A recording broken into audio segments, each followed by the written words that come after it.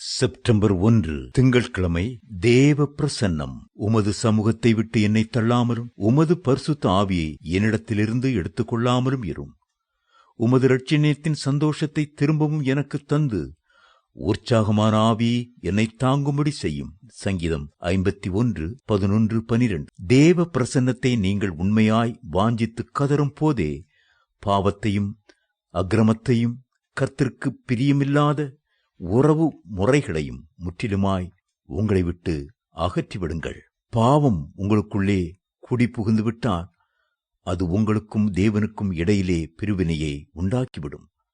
ஆவிக்குரிய வாழ்க்கையை மந்தமாக்கி ஜெப நேரத்தை இருளடையச் செய்துவிடும்.